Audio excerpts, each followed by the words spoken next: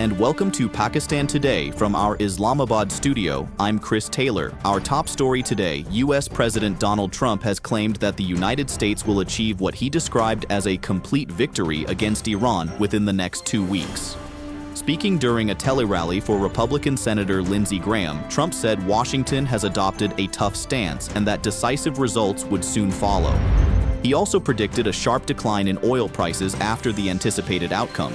Iran has not issued an immediate official response to the remarks. However, Iran's National Security Committee chief, Ibrahim Azizi, said progress on nuclear negotiations remains difficult due to a lack of trust, while Supreme National Security Council Secretary Mohammad Bagher Zolgadar warned that any new aggression could turn the region into a battlefield.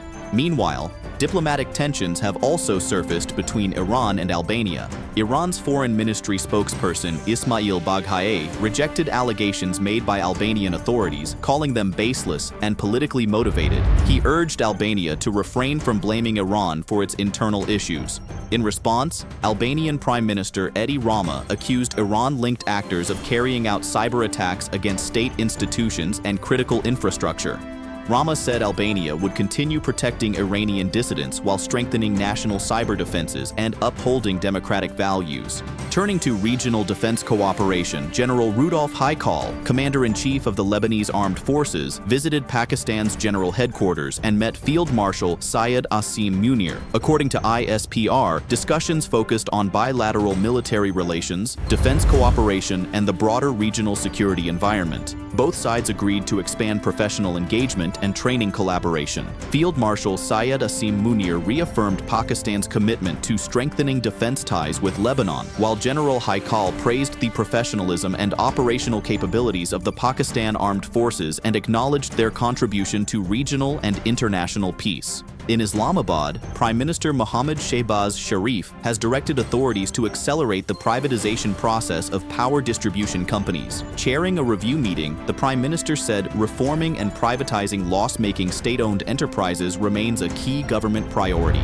He emphasized transparency throughout the process and called for a strong regulatory framework following completion. For more on this story, we go to our Islamabad correspondent, Sarah William. Thank you, Chris. Officials informed the review meeting that the first phase of privatization will include the Islamabad Electric Supply Company, Gujranwala Electric Power Company, and Faisalabad Electric Supply Company. Expressions of interest have already been published for prospective investors. Authorities are also conducting local and international roadshows, including in Saudi Arabia, Turkey, and China, to attract investment. Government officials say the initiative is aimed at improving efficiency, reducing financial losses, and strengthening the overall power sector. Back to you in the studio. Thank you, Sarah William. Reporting from Islamabad. In other developments, Federal Minister for Information Ataullah Tarar says the completion of 75 years of Pakistan-China friendship is a matter of pride for both countries. Speaking at an event focused on CPEC and bilateral relations, he said the partnership has remained resilient through numerous challenges and extends well beyond diplomatic engagement. Tarar added that recent high-level exchanges have further strengthened cooperation and reaffirmed Pakistan's commitment to expanding collaboration under the China-Pakistan Economic Corridor.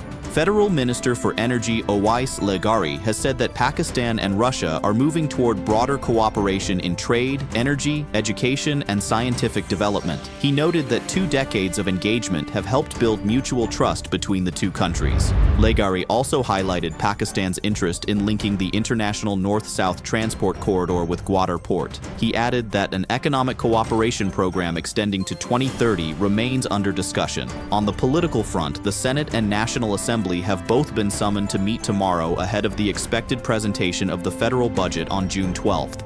The Senate session is scheduled for 4 p.m., followed by the National Assembly session at 5 p.m.